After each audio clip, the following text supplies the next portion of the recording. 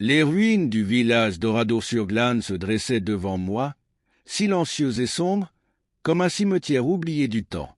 Les pierres grises qui formaient autrefois les maisons sont désormais brisées et usées, portant les échos d'une tragédie d'autrefois.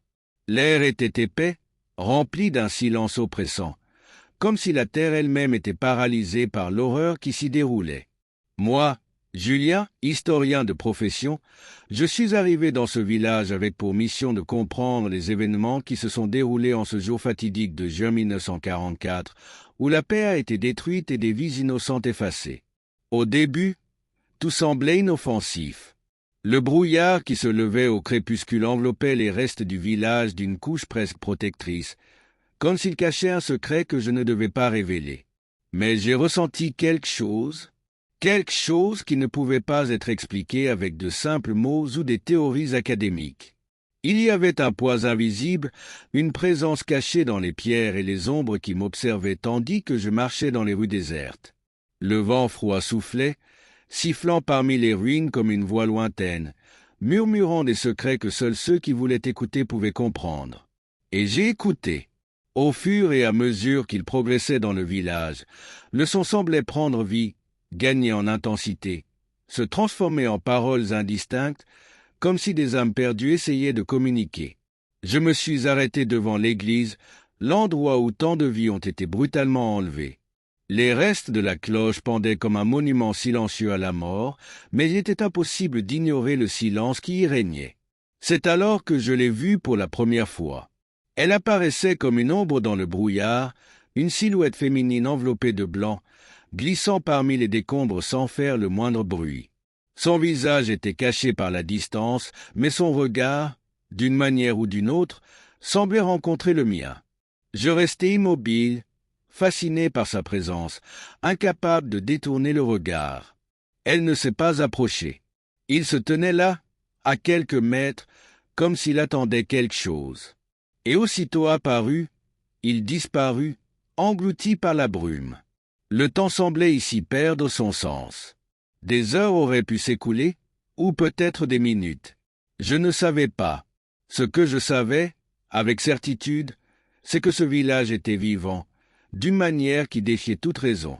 J'ai senti les regards invisibles des morts, leurs murmures dans le vent, le pouls d'une énergie ancienne et incompréhensible qui imprégnait chaque morceau de ces ruines. Le village d'Oradour-sur-Glane n'était pas seulement le mémorial d'une tragédie passée. Elle était hantée pas seulement par les souvenirs du massacre, mais par quelque chose de plus profond, quelque chose que je ne pouvais pas encore nommer. Les heures qui ont suivi ma première vision ont été enveloppées dans une brume d'incertitude. Je suis retourné à mon logement de fortune, une vieille cabane à la périphérie du village, mais le poids du village abandonné me suivait comme une ombre.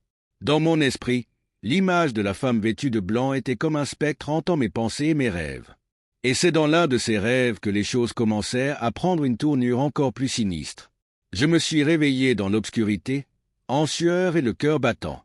J'ai fait un cauchemar, mais les détails ont disparu de ma mémoire, comme de l'eau qui coule entre mes doigts. Il ne se souvenait que des cris, d'une foule paniquée et de la même figure spectrale de la femme, debout au milieu du chaos. Ce qui m'a le plus dérangé, c'est le sentiment que les cris ne venaient pas seulement du rêve, mais de quelque part dans le village lui-même. Je me suis levé, sentant un frisson me parcourir le dos, et j'ai décidé de sortir à nouveau.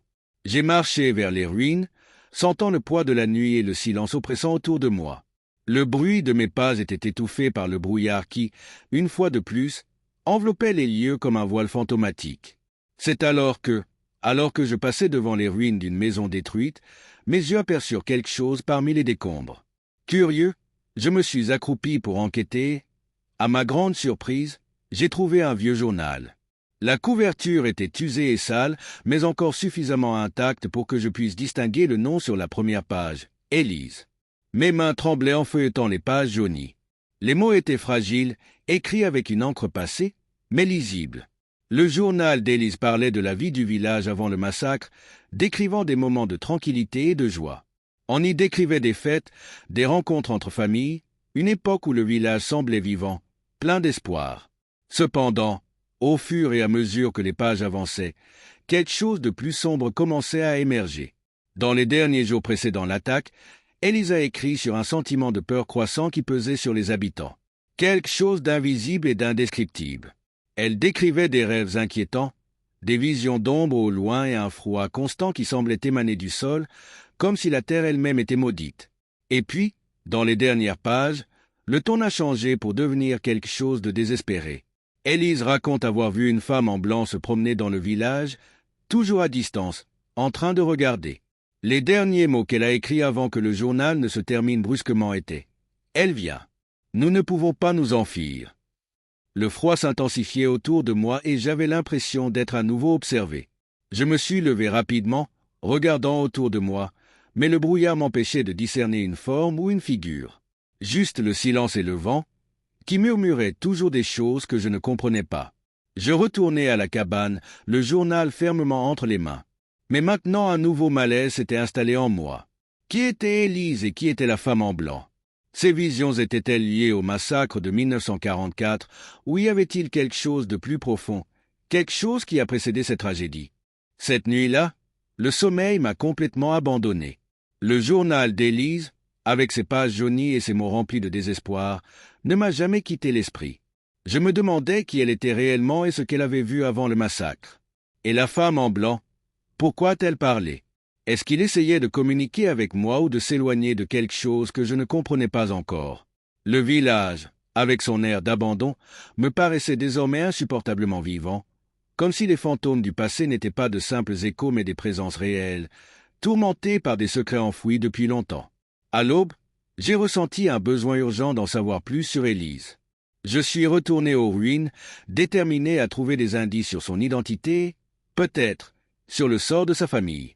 Le silence régnait toujours en maître à Oradour-sur-Glane, un silence qui semblait peser plus lourd à chaque pas que je faisais parmi les décombres.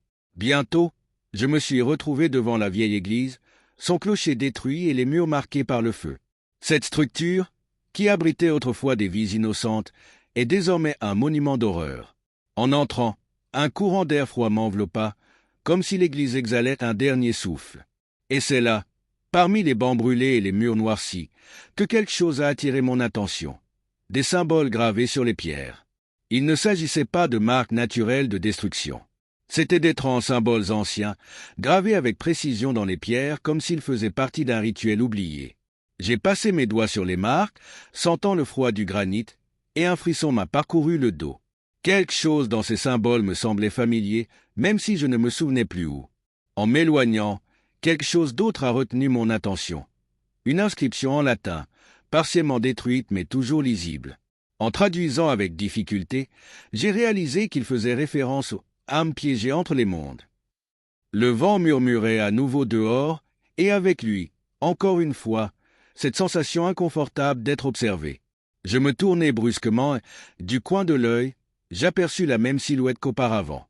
Elle était là, debout dans l'ombre de l'église, la femme vêtue de blanc, presque éthérée, enveloppée dans le brouillard qui envahissait désormais les lieux. « Qui est-ce? » Ma voix était tremblante, presque inaudible, mais la silhouette n'a pas répondu. Au lieu de cela, elle a commencé à se déplacer lentement vers moi, sans faire de bruit, ses pieds semblant ne pas toucher le sol. J'ai essayé de m'éloigner, mais mes pieds étaient coincés, comme si une force invisible me maintenait immobile. Mon cœur battait frénétiquement. « Tes yeux? Oh, tes yeux !» Quand j'ai finalement pu les voir de près, j'ai réalisé qu'il n'y avait pas de vie en eux, juste une profonde tristesse et une douleur indescriptible. J'ai ressenti le poids de sa souffrance comme si c'était la mienne. Elle leva une main pâle et désigna quelque chose au loin, à l'extérieur de l'église. J'ai essayé de la suivre, mais dès que j'ai quitté le bâtiment, elle a disparu dans le brouillard, comme avant. Cependant, l'endroit qu'elle m'avait indiqué m'a laissé un sentiment d'urgence. Il y avait là quelque chose que je devais découvrir.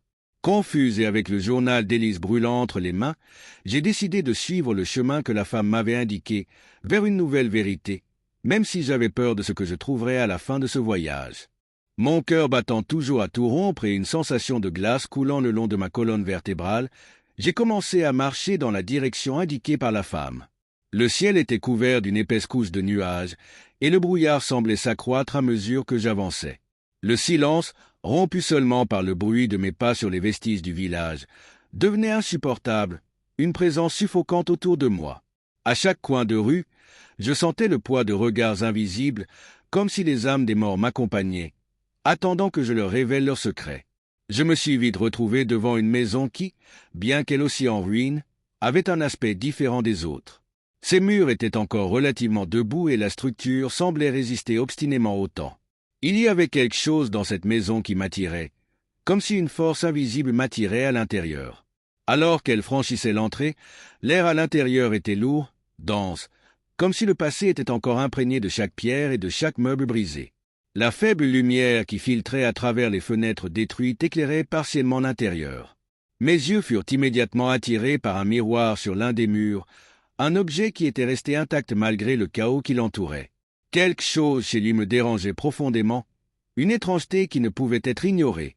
À mesure que je m'approchais, un sentiment d'inconfort grandit en moi. La surface du miroir semblait trouble, comme si elle reflétait non pas le présent mais quelque chose de beaucoup plus ancien. Avec hésitation, j'ai rapproché mon visage du miroir. Le reflet qui me regardait n'était pas seulement le mien. Derrière moi, dans l'obscurité de la pièce, des silhouettes apparaissaient, des ombres déformées, des silhouettes indistinctes qui se déplaçaient lentement, comme piégées dans une marche perpétuelle. Mon corps s'est figé. Il n'y avait personne lorsque je suis entré et lorsque je me suis rapidement retourné. Je n'ai rien vu. Juste de l'obscurité et des meubles détruits. Mais quand il se retourna vers le miroir, les personnages étaient de nouveau là. Parmi eux, une présence se démarque, celle de la femme en blanc. Elle ne bougeait pas comme les autres ombres. Leurs yeux vides me regardaient à travers le miroir, comme s'ils franchissaient la barrière entre le monde des vivants et celui des morts. Sa bouche s'ouvrit lentement, mais aucun son n'en sortit.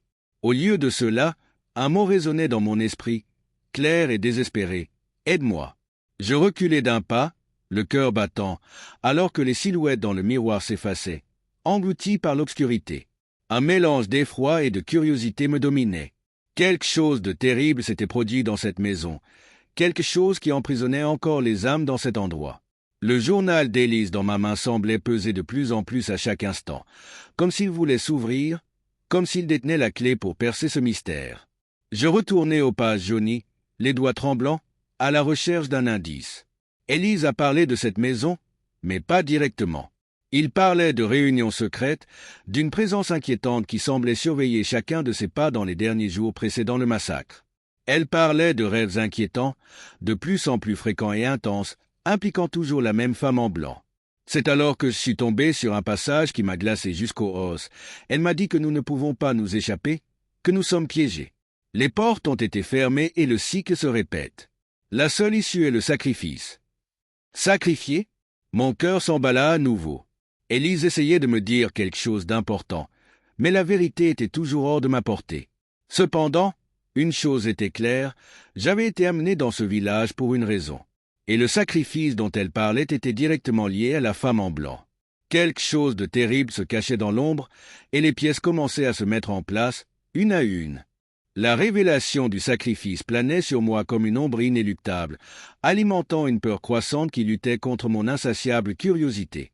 Le village, autrefois simple lieu marqué par une tragédie historique, semble désormais enveloppé d'une malédiction beaucoup plus ancienne et plus sombre. Chaque recoin cachait des secrets qui m'appelaient, et les ruines semblaient avoir leur propre vie, palpitant d'une énergie cachée et agitée. Le journal d'Élise à la main, j'ai quitté la maison et me suis retrouvé une fois de plus enveloppé dans un épais brouillard. Le ciel commença à se resserrer davantage et la lumière du jour perça à peine le rideau de brume qui m'entourait. Je savais que j'étais proche de quelque chose, mais quoi? Le sacrifice mentionné dans le journal me mettait mal à l'aise et l'image de la femme en blanc, désormais si présente dans mon esprit, semblait toujours cachée, attendant mon prochain mouvement. Sans but, j'ai commencé à errer dans les rues désertes d'Oradour-sur-Glane. Les ruines m'observaient, silencieuses et impassibles, mais je sentais que je n'étais pas seul. Alors que je tournais à un coin de rue, quelque chose dans l'air a changé. Le vent froid qui soufflait autrefois à travers les rochers semblait maintenant rugir, presque comme un avertissement. C'est alors que j'ai vu quelque chose qui m'a fait arrêter. Au milieu d'une clairière parmi les ruines, il y avait un cercle de pierres disposées d'une manière étrange, presque rituelle. Ils avaient l'air différents du reste du village, comme s'ils n'appartenaient pas au lieu ou à l'époque qui les entourait. Les pierres étaient couvertes de mousse, mais le motif qu'elles formaient était indubitable, un symbole que j'avais déjà vu gravé sur les murs de l'église. Je m'approchai prudemment. L'air autour du cercle était lourd, comme si l'atmosphère elle-même résistait à mon approche. Au centre se détachait une dalle de pierre plus grande, avec des inscriptions anciennes, presque effacées par le temps. Le sang se glaça dans mes veines tandis que je m'accroupissais pour lire les mots, reconnaissant un passage en latin qui mentionnait à nouveau les âmes piégées et le sacrifice. Le sentiment d'être dans un lieu sacré ou profane m'enveloppait complètement. J'étais à l'épicentre de quelque chose de très ancien, quelque chose qui était peut-être même antérieur au massacre. Soudain, un rire lointain résonna autour de moi. Je me levai d'un bond, scrutant le brouillard des yeux, mais il n'y avait personne en vue. Le son continuait cependant, un rire macabre et enfantin, comme si des enfants jouaient quelque part au fond de la brume. Mon cœur s'emballa alors que les rires se mêlaient à des murmures incompréhensibles, devenant un chœur de voix inquiétants. Je sentais leur présence tout autour de moi, invisible mais toujours cachée. Et puis, sa silhouette réapparut. La femme en blanc, cette fois plus proche, ses pieds touchant à peine le sol. Mais il y avait quelque chose de différent chez elle maintenant. Ses yeux, autrefois vides et tristes, étaient désormais remplis d'angoisse, comme si la douleur qu'il portait s'était intensifiée. Elle tendit les mains vers moi, comme pour implorer de l'aide. Pourquoi ? Le mot est sorti de mes lèvres presque sans que je m'en rende compte. Que voulez-vous de moi ? Elle n'a pas répondu. Au lieu de cela, il désigna le centre du cercle de pierre. J'ai suivi son geste et j'ai réalisé, avec horreur, que quelque chose avait changé. La pierre centrale, qui était auparavant inerte, brillait désormais d'une faible lumière pulsée, comme le cœur d'une créature vivante. À mesure que je m'approchais, la lueur s'intensifiait et je sentais une force m'attirer, comme si l'air autour de moi me poussait vers la dalle.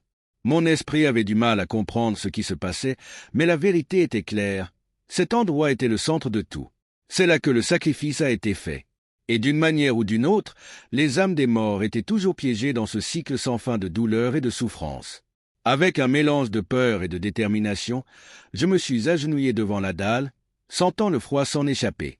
Le journal d'Élise était tombé de mes mains, ouvert jusqu'aux dernières pages, et là, gravé d'une écriture tremblante, était le dernier avertissement. Le sacrifice doit être accompli, ou ils ne se reposeront jamais. Qu'est-ce que ça voulait dire ? Et surtout, que dois-je faire ensuite ? La dalle devant moi palpitait d'une lumière troublante, comme si elle respirait sous sa surface froide et durcie. Mon corps était pris entre peur et fascination morbide. Le poids de ces mots dans le journal d'Élise, le sacrifice doit être achevé, ou ils ne se reposeront jamais, résonnait dans mon esprit comme un tambour sinistre, martelant une vérité que je n'étais pas encore prêt à accepter. La femme en blanc restait immobile, au bord du cercle de pierre, son visage pâle reflétant la faible lumière émanant de la dalle. Ses yeux, autrefois tristes, semblaient désormais désespérés, comme si tout le sort des âmes perdues dépendait de moi. Mais que dois-je faire ? Le sacrifice mentionné par Élise était-il la raison pour laquelle ce village était piégé dans un cycle éternel de souffrance ? Sur une impulsion irrationnelle, j'ai touché la surface de la dalle. Le froid était intense, pénétrant mes os, mais ce qui suivit fut pire. Un cri, oh pas un son, mais une sensation bouleversante résonna dans mon esprit. Une cacophonie de voix, de lamentations, de douleurs pures et ancestrales, s'est emparée de mes sens. J'ai lâché la pierre, reculant en titubant, mon cœur battant la chamade, tandis que les voix résonnaient en moi, comme si les âmes des morts étaient piégées dans ce morceau de pierre, attendant leur libération pendant des décennies. Je ne sais pas quoi faire, murmurai-je désespérément en regardant la femme spectrale qui m'observait avec ses yeux affligés. Elle a fait un pas en avant, sa main s'est lentement tendue vers moi, comme si elle me suppliait, et dans ce geste fragile, j'ai ressenti l'urgence de sa douleur. Quelque chose a commencé à se former dans mon esprit, une compréhension fragmentée, comme si une partie de moi savait depuis le début ce qu'il fallait faire mais avait refusé de l'accepter. Le sacrifice. Ce n'était pas qu'une métaphore, un choix vague. C'était réel. Le village, les âmes, la femme en blanc elle-même était piégée dans ce cycle parce que le sacrifice originel avait été interrompu, corrompu d'une manière ou d'une autre. J'étais là pour achever ce qui restait inachevé. Mais le prix était quelque chose que je n'arrivais pas encore à concevoir. Les voix continuaient de rugir dans ma tête et je tombais à genoux, me serrant les tempes, essayant de les repousser. La femme en blanc s'est approchée, et avec elle est venue une vague de froid si intense que j'en ai eu le souffle coupé. Je savais que j'étais au bord de quelque chose d'irréversible. Il y avait un choix à faire et le temps pressait. Avec un effort désespéré, j'ai essayé de rassembler mes pensées. Sacrifice. Mais qui? Quoi? Puis, comme un éclair dans une nuit sombre, la cruelle vérité m'a frappé. J'étais le sacrifice. Le journal d'Élise, les visions, les symboles, tout indiquait un destin que je connaissais déjà, inconsciemment. Je n'étais pas là par hasard. Oradour-sur-Glane m'avait appelé. Le village avait besoin d'une âme pour apaiser la rage qui le consumait, d'une âme pour briser le cycle de l'horreur qui le maintenait coincé entre le passé et le présent. Et cette âme serait la mienne. J'ai essayé de m'éloigner, mais la présence de la femme était écrasante, sa main tendue touchant maintenant mon épaule, et avec ce contact, un tel froid m'a envahi que tout mon être a commencé à engourdir. Je l'ai regardée dans les yeux et j'ai vu non seulement de la douleur, mais un appel silencieux. Elle aussi était piégée, autant l'otage de cette malédiction que les autres, et j'étais son seul espoir. Il n'y avait pas de retour en arrière. Le choix était déjà fait, peut-être au moment où je décidais de mettre les pieds au village. Le sacrifice devait être consommé et, avec une horreur croissante, je réalisais que ma propre vie était le prix à payer. Les mains tremblantes, j'ai posé le journal d'Élie sur la dalle. La lumière émanant de la pierre grandissait, palpitant avec une intensité surnaturelle, tandis que les voix autour de moi devenaient assourdissantes. La femme en blanc regardait, son visage désormais serein, comme si elle était enfin en paix. La fin était proche. Avec un dernier souffle, je me suis rendu au sort qu'exigeait le village. Alors que je m'abandonnais à un destin inexorable, un sentiment de poids insupportable m'envahit. La lumière émanant de la dalle s'est intensifiée, me brûlant les yeux, et les voix qui n'étaient autrefois que des chuchotements étaient désormais des cris de désespoir assourdissants, comme un cœur d'âme criant à la libération. Le village tout entier semblait vibrer de cette énergie, comme si la structure même du temps se déchirait. La femme en blanc restait debout devant moi, le regard fixé sur moi, porteur d'un mélange de compassion et de souffrance. Ses doigts touchaient toujours mon épaule, mais, étrangement, il n'y avait plus le froid qui me glaçait autrefois. C'était comme si, à ce dernier instant, quelque chose en elle changeait également, trouvant peut-être la paix qu'elle recherchait. Cependant, le sentiment d'angoisse ne m'a pas quitté. Je sentais que même si son âme était sur le point d'être libérée, la mienne n'aurait pas autant de chance. Le journal d'Élise s'est mis à briller, comme si les mots qui y étaient écrits étaient réveillés par une force bien au-delà de notre entendement. Les pages bougeaient d'elles-mêmes, feuilletaient rapidement jusqu'à s'arrêter à la dernière entrée, celle qui parlait du sacrifice. Les lettres, auparavant estompées et effacées, pulsaient désormais d'une lumière rouge, comme si elles étaient écrites à ce moment précis. Et puis, quelque chose d'extraordinaire s'est produit. Les silhouettes que j'avais vues dans le miroir, ces ombres indistinctes, commençaient à se dessiner autour de moi. Il ne s'agissait pas de simples esprits vagues, mais des victimes elles-mêmes du massacre, se matérialisant sous leur forme éthérée, le visage rempli de douleur et de souffrance. Il y avait des enfants, des femmes, des hommes, tous. Leurs vêtements étaient sales, brûlés et leur corps était couvert de blessures. Cependant, ses yeux étaient fixés sur moi, comme si j'étais son dernier espoir. Le sacrifice, murmurai-je, sentant le poids de ces âmes peser sur mon esprit. C'est ce que tu veux? Les chiffres ne parlaient pas, mais leur regard disait tout. Ils ne cherchaient ni vengeance ni punition. Ils voulaient la paix, le repos. Ils voulaient être libérés de ce cycle infernal qui les emprisonnait, et la seule façon d'y parvenir était d'achever le rituel interrompu. J'ai senti une force invisible tirer mon corps vers la dalle. Il n'y avait plus moyen de résister. Je savais que toucher à nouveau la pierre scellerait mon destin. Mon cœur battait frénétiquement, mon esprit luttait contre la réalité qui s'imposait, mais il n'y avait pas d'échappatoire. Le village exigeait des sacrifices. Et je serais le prix. Avec un dernier geste de résignation, je touchai à nouveau la dalle. Cette fois, il n'y a eu aucune résistance, juste une acceptation glaciale. La lumière brillait avec éclat et les voix explosaient dans un dernier cri de libération. Les personnages autour de moi ont commencé à se dissoudre, leurs formes s'estompant lentement, comme si elles étaient enfin libérées dans un plan au-delà de celui-ci. J'ai senti ma propre vie s'épuiser, être entraîné dans la dalle, comme si le village aspirait mon essence, mon être.